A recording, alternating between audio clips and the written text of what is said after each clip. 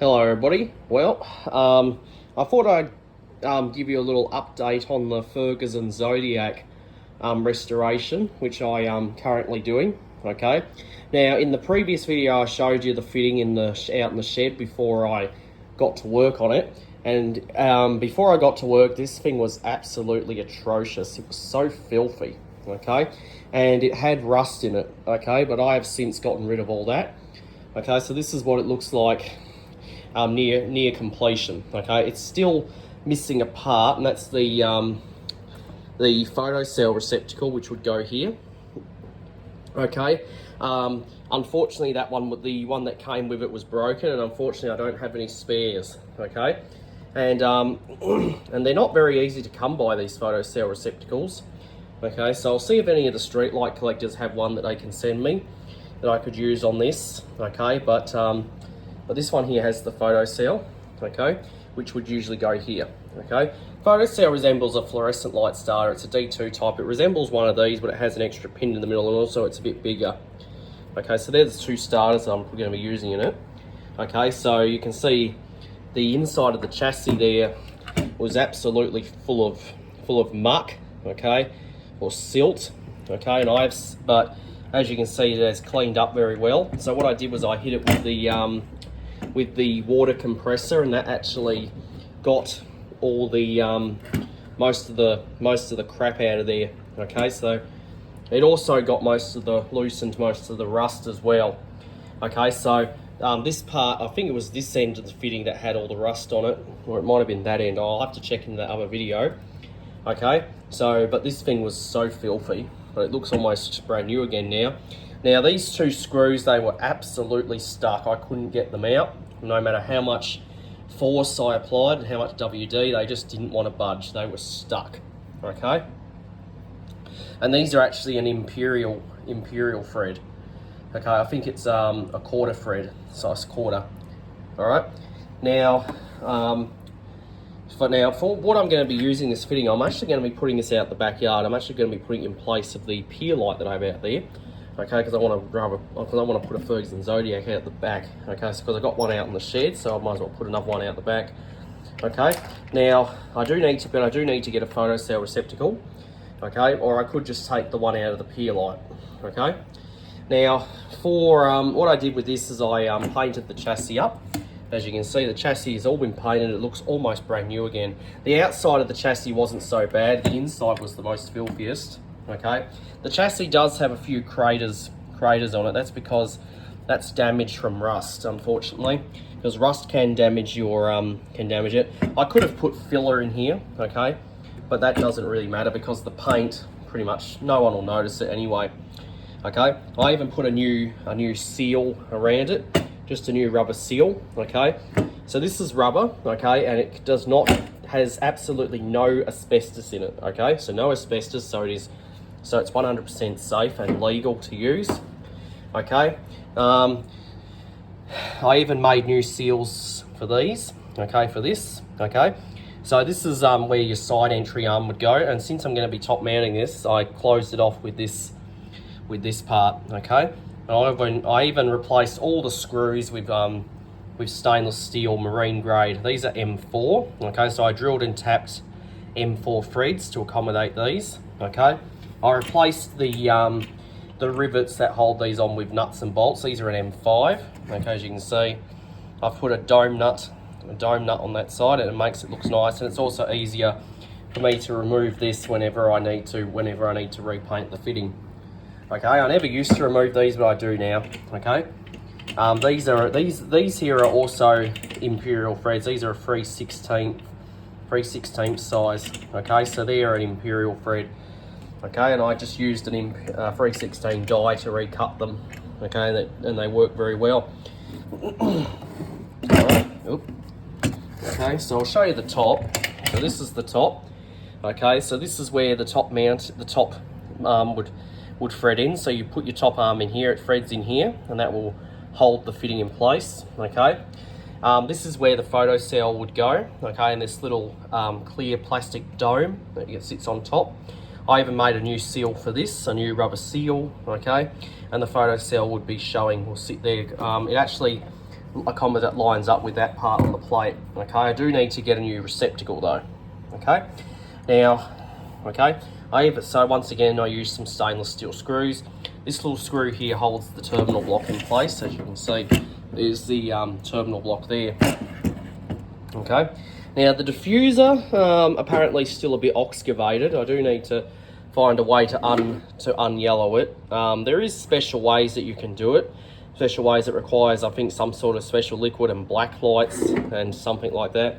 I do believe another YouTube user, Odd Tinkering, I believe it is, has a way that you can un-yellow this. I'll have to take a look and see how he does it, see if I can do it. All right.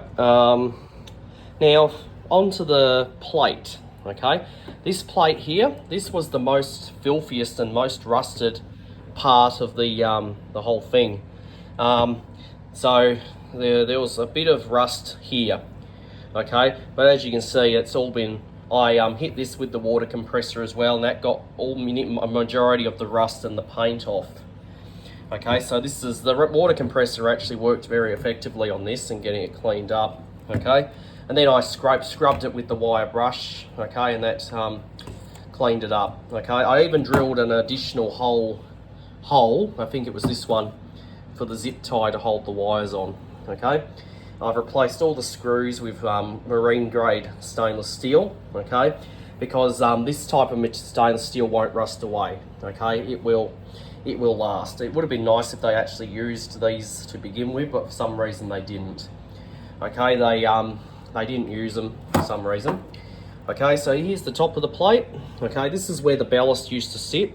Okay, and once again, the ballast was actually shot, so I actually had to get rid of it. I actually had another street light collector come around who actually wanted some of the old parts off this, and even the Greendale. Okay, so he came around and he took them away. I even gave him the other daylight Adelaide that I had as well, so he's quite happy with that. Okay, so and he even took the old ballast off of this. I don't know what he'll do with it, because that ballast is most likely will never work again. Okay, but we'll see what happens. So I'll put a new terminal block on this plate. Okay, it's one of those big terminal blocks.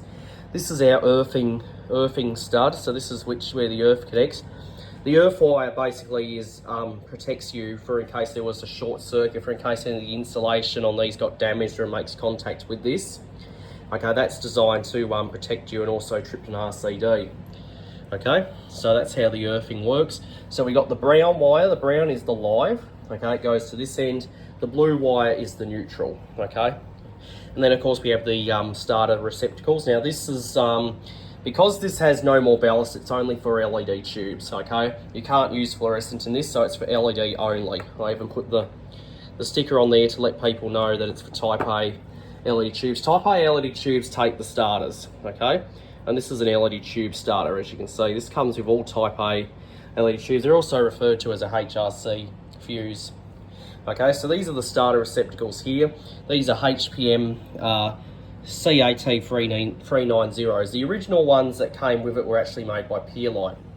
Okay, and the same with the original lamp holders. These are HPM 382s, and HPM actually doesn't sell these anymore. Okay, HPM have actually stopped production of these. Okay, and that's actually a big problem, because when I ordered more from my electrical wholesaler, it turns out they couldn't get them. Okay, because HPM don't sell them anymore. Okay, but I was able to track some more down from lamp replacements. They're actually getting some from Western Australia. Okay, but those I won't get. There is about a waiting period for it. So what I did was I just took some lamp holders off another fitting that I had out in the shed, and I put them on here so I could get this thing finished. Okay, so when I get the new ones, I'll put those on the other one. So HPM are no longer selling these. Okay, and that's actually a bit of a disappointment. Okay, for the streetlight collectors, because anyone who has these and you need new lamp holders, and they're not making them anymore, what can you do? You can't really use any other lamp holders on it. You can't use the 380s on, because those are a tombstone shape. They're not suitable for this pattern. Okay, I might have to, what I'll do is I'll contact HPM and see if I can convince them to actually make these again, because these are a must to have. Okay, And it turns out they stopped making these back in 2019 before COVID hit. Okay, so these haven't been made in about 5 years. Okay, so obviously the ones that I got before, that I got after 2019, were most likely stock that was left in the in the electrical wholesalers warehouse. Okay, and then their warehouse doesn't have any more, and they can't get them anymore. Okay, you can probably find them on eBay, but the problem is price gouging. Okay, now I used to get these from my electrical wholesaler for about $16.50 a piece. From lamp replacements, they are charging about $27 for each. So for me to do another Zodiac, for me to do one of these fittings, it's going to cost me $108 just for one, just to restore another one of these, just to get new lamp holders for it. And it's the same with the Greendale. And I'll show you the Greendale and show you how that's progressing as well. But this is the Zodiac after its restoration. As you can see, it looks almost brand new again. Okay. All right, so I'll take you over to the Greendale, which I've got here on the table. Yes, and I'm out in the lounge room today because unfortunately we've been having some hot autumn weather. Okay, the temperature's been in the 30s and it's been hot here in Melbourne. Okay, so apparently things have been too hot for me. So here we are at the table. I'll just take a seat and I'll show you how this is doing. So this is the Greendale, as you can see. I have restored this one too. I do have a new seal for it, which is out in the shed. I've got to put that in. Okay, this diffuser's still a bit filthy. I might even hit it with the polisher, and it does also have a bit of a crack in it. Okay, now this takes the 380s, 382 lamp holders as well. Okay, I do need to, I'll get some for this. Okay, okay. So there's the body. I will have a video of this coming up once it's all finished. Okay, and I decided to paint this green. The reason is because it's called the Greendale, and I thought that painting the chassis green would stand out with the name. Okay, so if you're one of the street light collectors and you're seeing this and you're probably wondering why I painted it green, well, that's why, and I will explain in the video, the official video that I make of this fitting.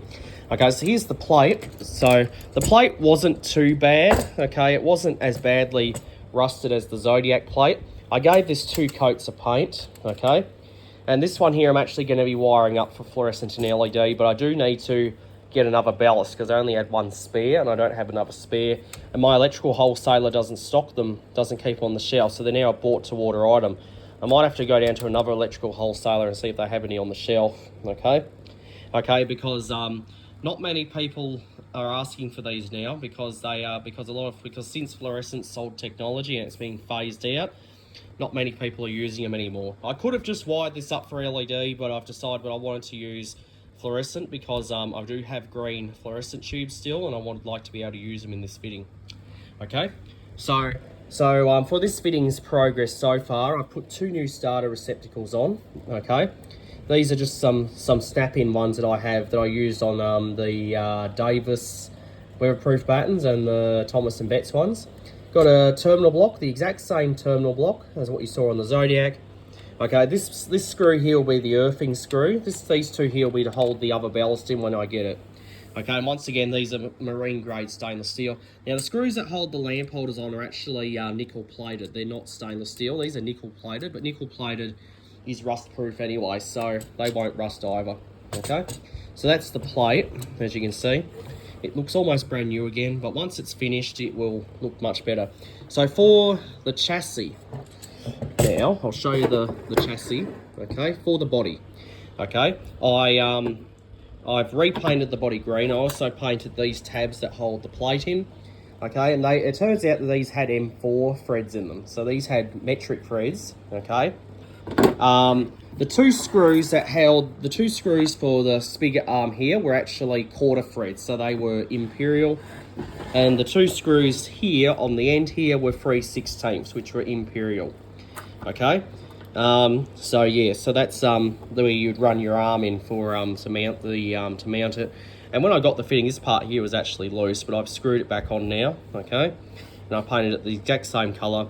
I probably could hit these latching devices on this with the polisher, just to polish them up, and I'll do that with the actual diffuser itself. Okay, but I'm actually very pleased on how this and that Zodiac turned out after their restorations. I'm actually quite pleased with them. They look almost, I'm very pleased. And like I said, this is my first Greendale, okay? I do believe this is made by Fawn, okay? So it is most likely a Fawn fitting because I've seen the Fawn fittings which are identical, okay? There is another version of this which is made by Fawn which has like an angle on this end of the fitting. Okay, that's just another variant of it, but this fitting here looks almost, I'm just very pleased with it. Okay, I'll show you the top of it. So this is the top. Now, unfortunately, the paintwork got a bit marked by the carpet on the floor in my room. I'll have to touch that up. Okay, you can see it says Greendale up the top, but the green chassis looks very good with this type of fitting. I think it looks nice. Okay, so that's the Greendale. Okay, so that's just a little update on the Greendale and the Ferguson Zodiac restorations. Okay, so I hope you enjoyed, and that'll be it.